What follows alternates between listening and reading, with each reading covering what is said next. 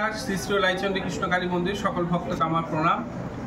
আজকে শুক্রবার, মন্দিরে সকালে কাজে ব্যস্ততা থাকার কারণে আমি কোনো ভিডিও কিছু করতে পারিনি। তো আজকে আপনাদের কাছে একটা টোটকা নিয়ে এসেছি। অনেক ভক্তরা আমাকে কমেন্ট বক্সে বলেন যে একটু ধুনোর জন্য আমি যখন ভিডিও করি বলি ধুনো দেবেন এইভাবে, তো সেটাই আজকে জানতে চাইছেন। আজকে যে উপকরণটা দেখাবো, অনেক ক্ষেত্রে দেখা যায় অনেক বাড়িতে কিছু ভৌতিক সমস্যা থাকে যেগুলো নেগেটিভ এনার্জি বা ইত্যাদি বলা হয়।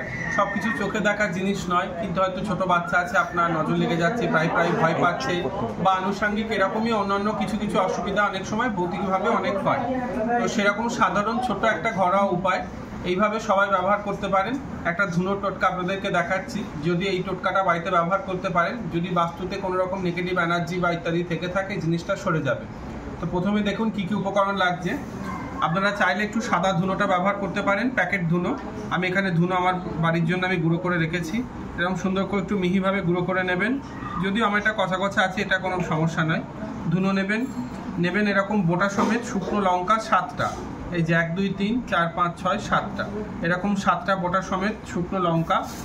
এই দুটো আঙুল বাদ দিয়ে এই 3 আঙুলের 3বার রাঁধুনি, এই যে আমি যেমন দিলাম, 1বার 2বার 3বার। রাঁধুনিটা যে কোনো মুদিখানার দোকানে পেয়ে যাবেন, জোয়ানের মতো দেখতে জিনিসটা।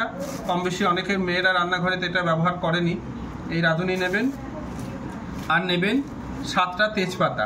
ছোট বড় কোনো সাইজের পরিমাপ নেই, সবকটাই খুব সোজা জিনিস, চট করে পেয়ে যাবেন।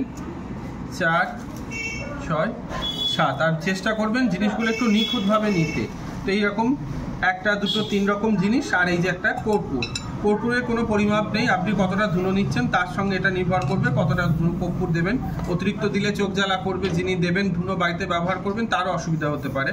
তো এবার কি করবেন, কর্পূরটাকে একটু মিহি করে গুঁড়ো করে নেবেন।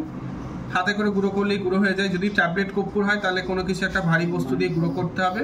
রাঁধুনিটা এর সঙ্গে মিশিয়ে নেবেন। আর এই তেজপাতা শুকনো লঙ্কাগুলো এগুলোকে ছিঁড়ে বা কুচিয়ে নেবেন। এটা আলাদা করে বাটা বা কিছু কোনো প্রয়োজন নেই, আপনার সুবিধা মতো আপনারা এইভাবে কুচিয়ে নিতে পারেন। আর শুকনো লঙ্কাটাকে এরকম ছোট্ট টুকরো করে নেবেন। আমি তাড়াতাড়ির মধ্যে খুব ভালো করে দেখালাম না, চেষ্টা করবেন এরকম ছোট করে দিতে, যাতে প্রতিদিন ধুনো দেওয়ার সময় সন্ধ্যাবেলা ধুনোর সঙ্গে এগুলো যায়। এরকম ছোট্ট টুকরো করে নেবেন, লঙ্কাগুলো মিশিয়ে নেবেন। এবার এটা কি করবেন, একটা তামার পাত্রে বা একটা পিতলের পাত্রে আপনার ঠাকুরের রেকাবিতে সারা সন্ধ্যের পাতি দেওয়ার পর সন্ধ্যাবেলা ঠাকুরের কাছে রেখে দেবেন, কারণ এগুলো আমরা পরে দিই। তো যারা তো বাড়িতে ঘরোয়াভাবে এগুলো তো পরে নিতে পারবেন না, তারা সাধারণভাবে দ্রব্য মাহাত্ম্যতেও কাজ হবে, তাই ঠাকুরের কাছে এটাকে দিয়ে রাখবেন সারা রাত। পরের দিন সকালে স্নান করার পর ধোয়া কাচা পোশাক পরে এগুলোকে তুলে নেবেন। নেওয়ার পর রোববার ছাড়া যে কোনো দিন এটা ধুনো বাড়িতে ব্যবহার করতে পারেন। এই ধুনোটা দিলে বাড়িতে নেগেটিভ এনার্জি বা ইত্যাদি রকম কোনো কিছু থাকলে সরে যাবে। আর যদি এটার বিষয়ে আরও কিছু জিজ্ঞাসা থাকে এই ভিডিওর কমেন্ট বক্সে আমাকে লিখে দেবেন, আমি সময় মতো উত্তর দিয়ে দেবো। ভালো থাকুন, শুভরাত্রি।